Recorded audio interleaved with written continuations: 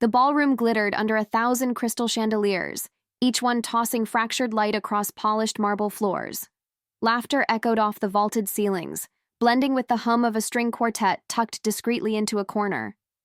Waiters in crisp white shirts floated past with silver trays, offering champagne and canapes that looked too delicate to touch. I stood near the edge of it all, my hand loosely wrapped around a champagne flute I hadn't tasted, a practiced smile, frozen on my lips. Around me, sequins sparkled and diamonds winked, every detail of the night dripping in excess. Guests leaned in close to take photos against the cascading floral walls, their faces glowing under the soft, expensive lighting. My brother, Jason, and his new wife twirled under a canopy of fairy lights strung above the dance floor, their laughter spilling into the air like confetti. I watched them through the curve of my glass, my mind 1,000 miles away, tethered to the fluorescent beeps of hospital monitors and the desperate scribble of payment plans I couldn't afford. 2 weeks. Earlier, I had sent a message to our family group chat, laying my pride bare. She needs this treatment. The insurance won't cover it. We need help, please. The responses had come slow and thin, like drips from a leaking faucet. Regrets, excuses, vague apologies about bad timing and stretched finances, all while photos surfaced of dress fittings, bachelor weekends, and menu. Tastings that cost more than my yearly rent. I tightened my grip on the glass, feeling the fine crystal bite into my palm. Across the room, my mother wiped a tear from her eye, overcome by the beauty of the ceremony. My father clapped Jason on the back with a pride I hadn't seen directed at me in years. It was all so perfect, so lovingly orchestrated. And yet, it felt like I was standing outside a window, looking in on a life I could never touch. I caught snippets of conversations as they floated past, plans for the honeymoon in Santorini, custom-made thank-you gifts, the designer dress Rachel had flown in from Paris. Each word was a pinprick, tiny reminders of everything they had deemed more important than my daughter's life. Somewhere between the second and third round of toasts, I slipped out onto the balcony. The night air was cooler, laced with the faint scent of roses and rain-soaked stone. I stood there alone, letting the laughter from inside wash over me, distant and hollow. Above, the stars blinked coldly against the velvet sky, their indifference comforting in a way human kindness had failed to be. I took a slow breath, feeling the champagne fizz quietly at my side, and let the ache settle deep into my chest. It was a familiar ache, old and worn, like a scar that had never properly healed. And as the music swelled and the applause roared behind me, I realized tonight wasn't just about celebrating love. It was about witnessing the final, silent fracture of something I had spent my whole life trying to mend. 3 weeks earlier, I sat at the edge of my bed, the late afternoon light cutting thin gold lines across the floor. My phone felt heavy in my hand, heavier than it should have, as if it carried the weight of everything I didn't want to say but knew I had to. I stared at the screen for a long time before typing. The words came slow, careful, stripped of any pride I had left. I need help. It's $30,000. Insurance won't cover the treatment. It could save her life. Please, anything you can do. I pressed send with a trembling thumb and stared at the empty room, listening to the hum of the air conditioner, the distant sound of a lawnmower 2 houses down. Life, indifferent, kept moving forward. The first reply came an hour later. My sister. Oh no, so sorry you're going through this. We'll pray for you. Things are super tight right now with the wedding, but sending love. The second came even later. My father. Tough situation. Timing's bad. Maybe check into some grants. Love you, kiddo. One by one, the messages trickled in, each colder than the last. Warm words without warmth, suggestions without solutions. Set the phone down, face down, and sat there staring at the wall, where the paint had started to peel in the upper corner, a tiny flaw I hadn't noticed until now. Later that night, unable to sleep, I scrolled through their social media posts.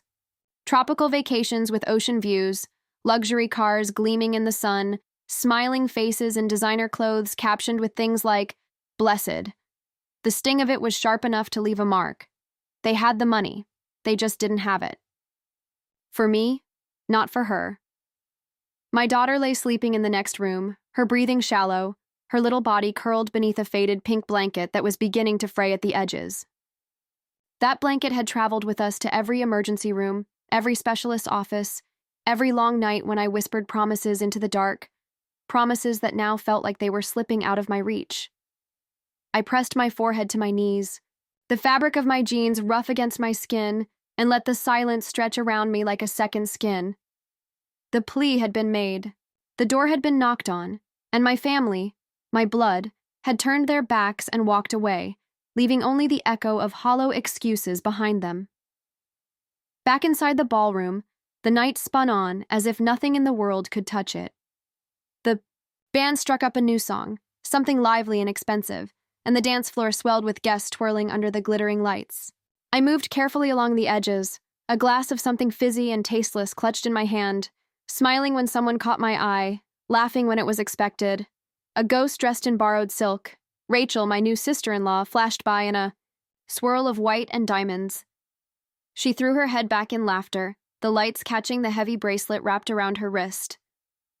It glittered under the chandeliers, a thick chain of gold studded with tiny sapphires, a piece I recognized from a boutique where a single item cost more than the number that had hung over my daughter's hospital bed.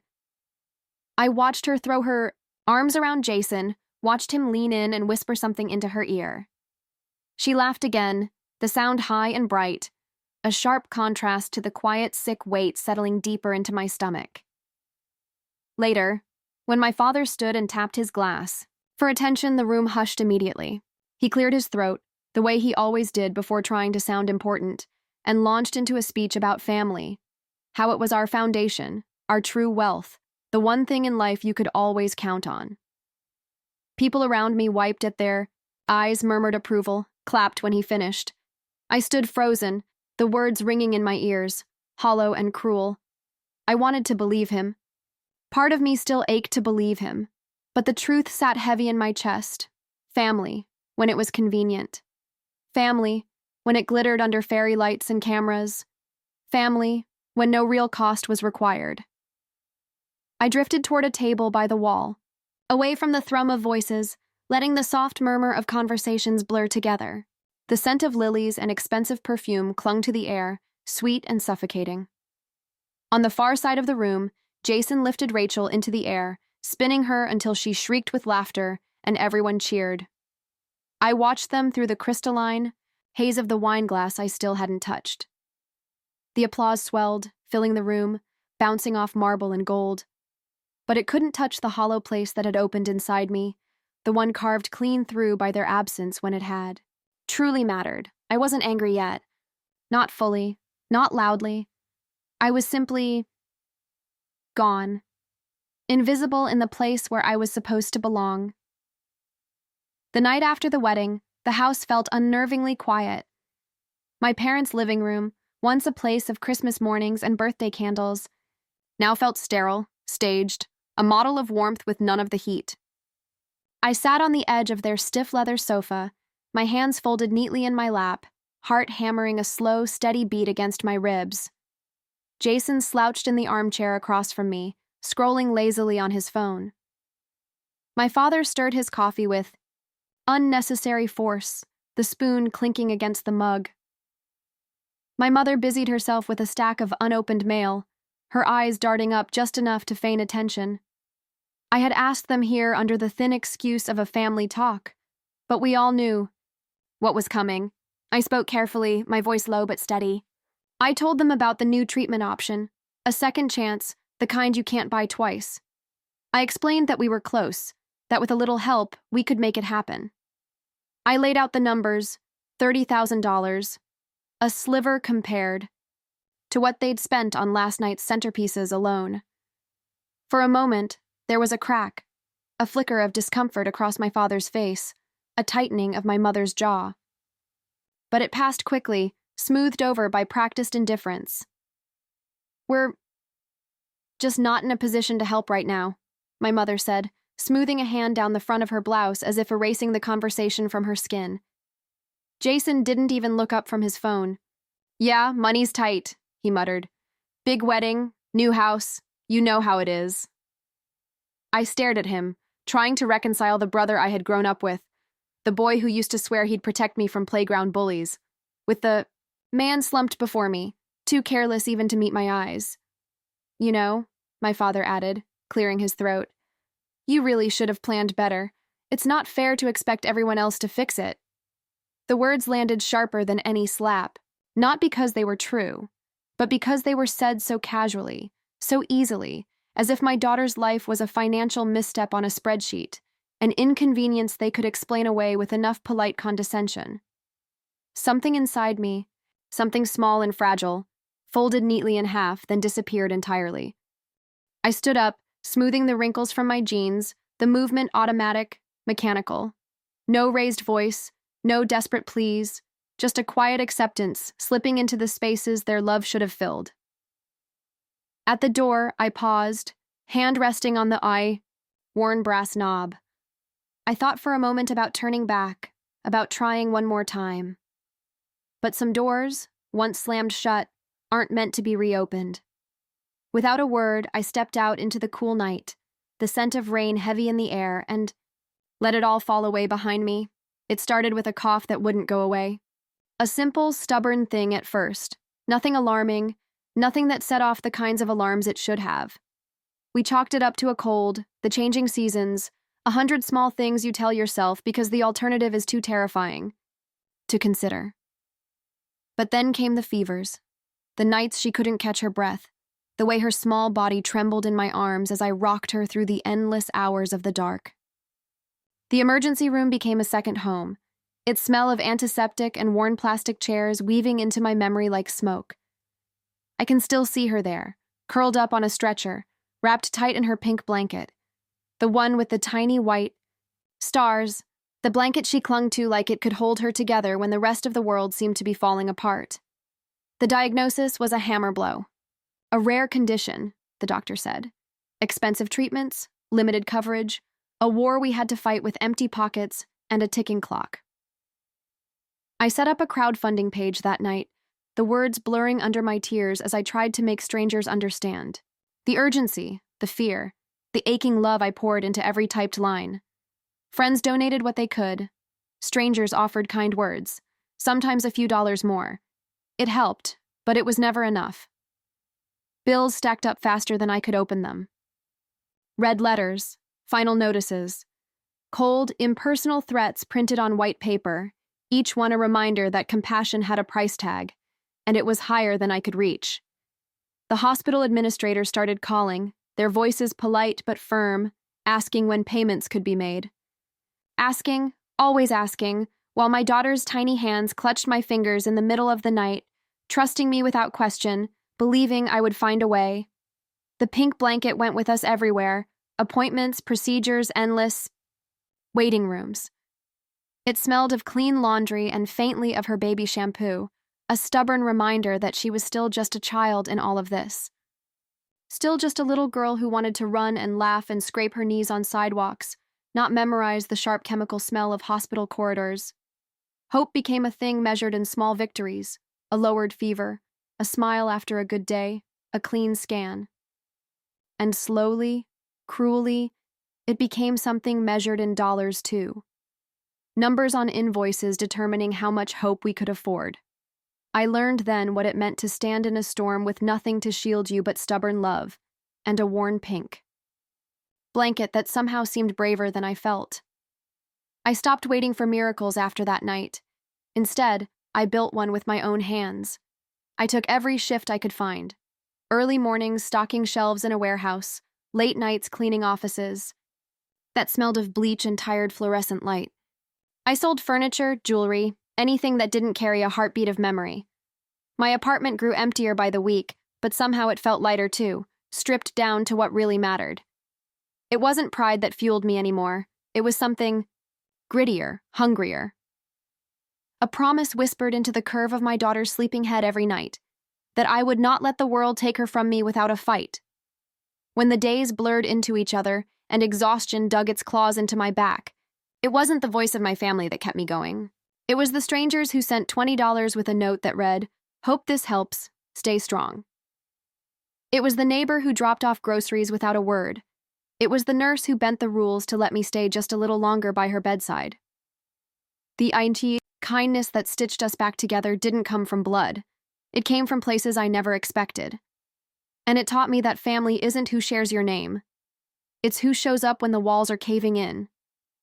Somehow, through a miracle built not of prayers but of relentless grinding effort, we found a clinical trial that would take her, a new treatment, a chance. The paperwork was endless, the travel brutal, the costs still terrifying. But we were in. I remember the day of the procedure, the way her tiny hand disappeared into mine, the pink blanket tucked around her small frame like armor. I sat by her bedside for hours after, listening to the slow, steady beep of machines, watching the rise and fall of her chest. When her eyes finally fluttered open, bleary and confused but alive, God, alive, something inside me cracked wide, open.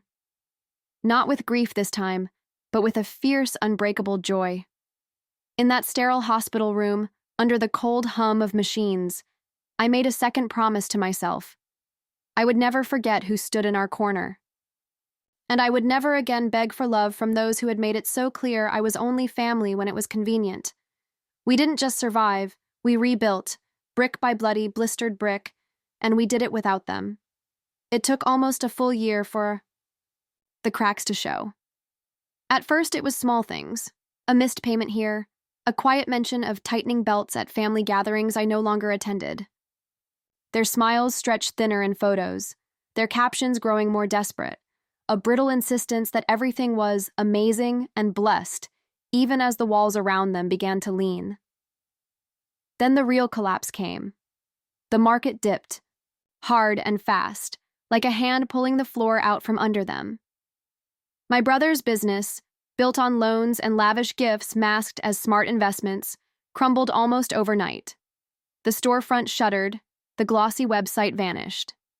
A few local articles floated around online, dry and merciless, over-leveraged, poor management decisions, unsustainable debts. And with it, the empire they had built on appearances started to burn. The calls came first from Jason. Hesitant at first, a missed call here, a vague voicemail there, never saying much, but the unspoken plea threading between every word. Then from my mother, a text message, carefully worded to sound casual. Just checking in, hope you're doing well. We should talk soon. And finally from my father, the man who once looked at me like I was a burden too heavy to carry. His voice cracked a little when he left the second message, pride and panic wrestling under the surface. I listened to the voicemails but didn't return them. Not because I wanted to hurt them, not because I wanted them to suffer the way they had left me to, but because I had finally learned the difference between duty and dignity. While their world spun out of control, ours remained steady. Small, simple, and full of the kind of wealth you can't hang around your neck or post online. The wealth of safety, of hard-won peace, of a little girl's laughter in the next room. The irony wasn't lost on me. The people who once spent $300,000 on a single night, a monument to their own self-importance, now couldn't scrape together enough to patch the cracks in their own foundation. They had chosen appearances over love, over family. And now, with no stage lights and no cameras left to impress, they were left with the cold echo of their own choices.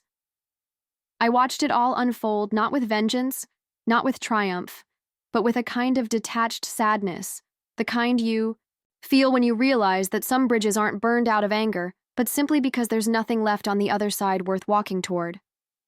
The golden ones had fallen.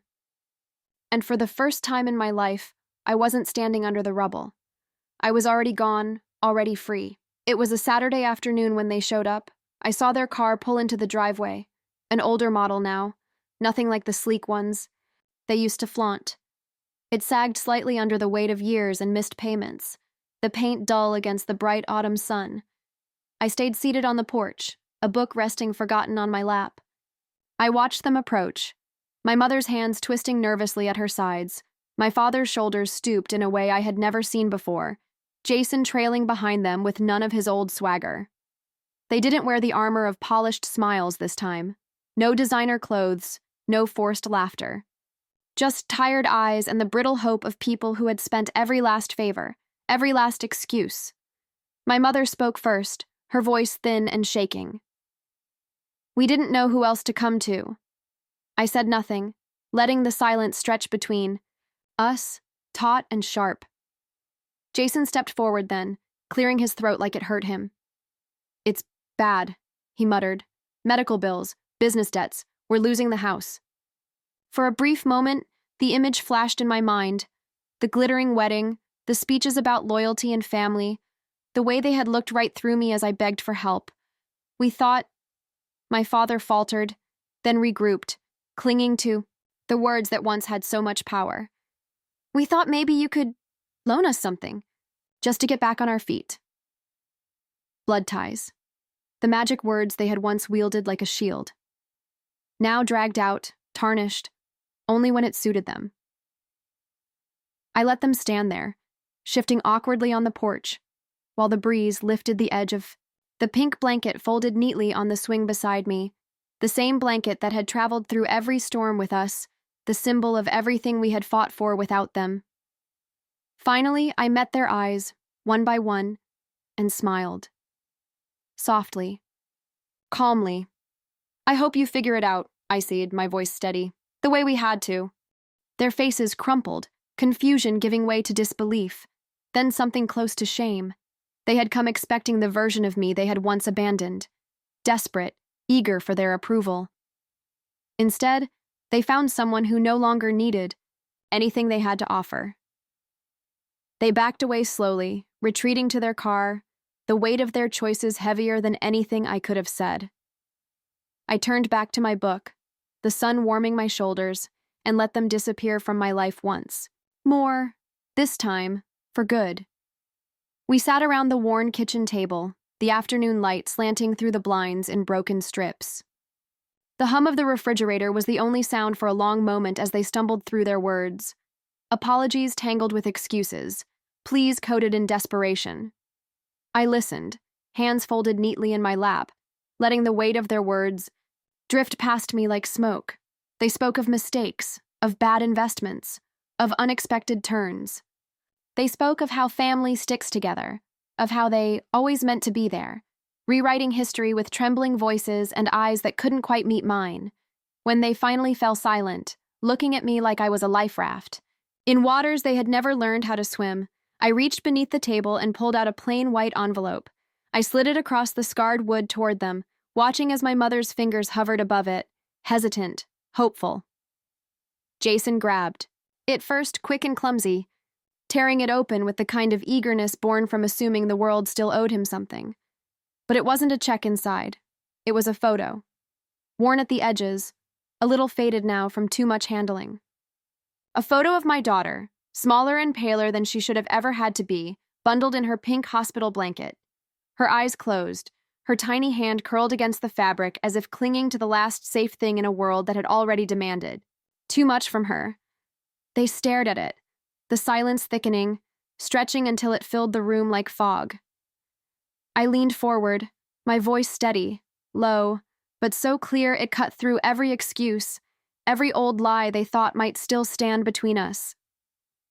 Learn to survive without you, I said. You'll have to do the same. For a moment, no one moved. No one breathed. The weight of it, the truth they had spent so long pretending wasn't real, settled heavy on their shoulders. Jason dropped the photo like it burned him. My mother pressed her lips together, her hands trembling in her lap. My father looked down at the table, his jaw tightening, but he didn't argue. There was nothing left to say. I stood, the chair scraping softly against the floor, and walked toward the door without looking back. Behind me, they sat frozen, a family built on empty words and broken promises, finally facing the reality they had crafted with their own hands, and I, finally free, stepped outside into the sharp, clean air. The silence did more damage than any shouting ever could. I didn't say a word. I didn't need to. In the weeks that followed, word began to trickle through the cracks. Whispers in church hallways, strained conversations at backyard barbecues, sidelong glances exchanged over casseroles and coffee cups. Family friends. started asking quiet questions they hadn't dared to voice before. Distant cousins wondered aloud why Jason's business had really failed, why my parents were suddenly nowhere to be seen at gatherings where once they had held court. There was no dramatic confession, no grand exposure, just small truths, slipping out like water through cupped hands, impossible to catch once they started flowing. The story didn't need my voice to spread. Their actions spoke louder than any accusation ever could. It was in the way my father, once so quick to boast about family loyalty, now shifted uncomfortably whenever someone mentioned my name. In the way my mother, who had once preened over her perfect children, now lowered her eyes and offered no explanation. In the way Jason, once the golden boy, now seemed to occupy a shrinking circle of influence, his swagger replaced by a brittle, defensive anger he couldn't quite disguise. Their image, so carefully constructed over years of expensive holidays and picture-perfect parties, cracked and splintered under the weight of what they had chosen to ignore. And me? I walked through, the wreckage untouched. No whispered rumors clung to my clothes. No looks of pity were cast in my direction. There was only a quiet respect, a space cleared in the room when I entered, not out of fear, but out of the simple, undeniable truth that I had survived something most people would rather pretend doesn't happen in families like ours.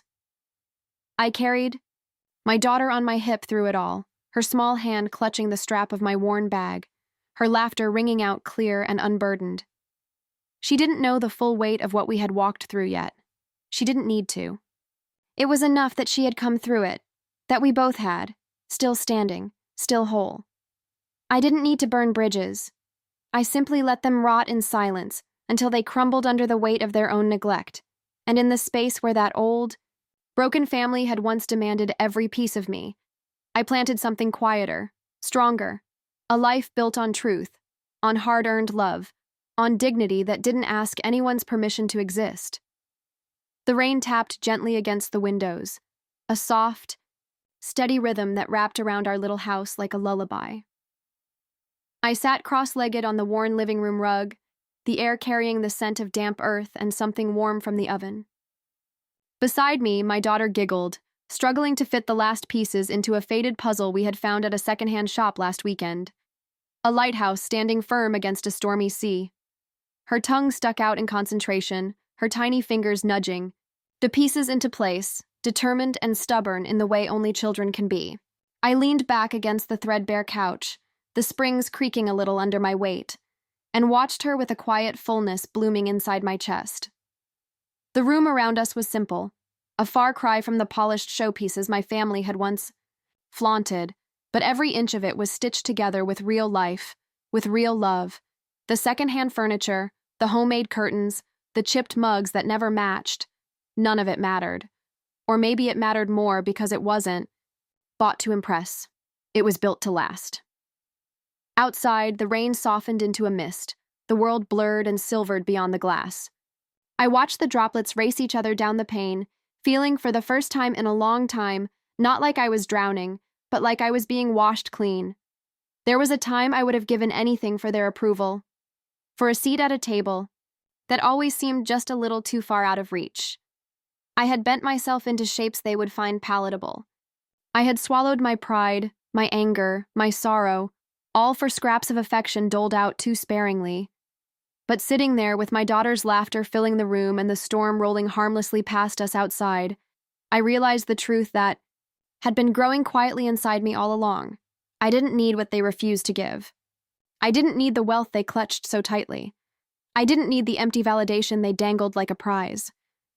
Everything that truly mattered, the fierce, stubborn love, the quiet nights of safety, the hard-won peace, was already here, built with my own hands, nurtured with my own heart. The storm they created hadn't broken me. It had revealed me. It had stripped away everything false and left only what was real, shining and unshakable in the soft glow of this small, imperfect life. My daughter let out a triumphant shout as she pressed the final puzzle piece into place. I smiled, reaching out to ruffle her hair, and in that simple, perfect moment, I knew. We were whole. We were enough. We were home.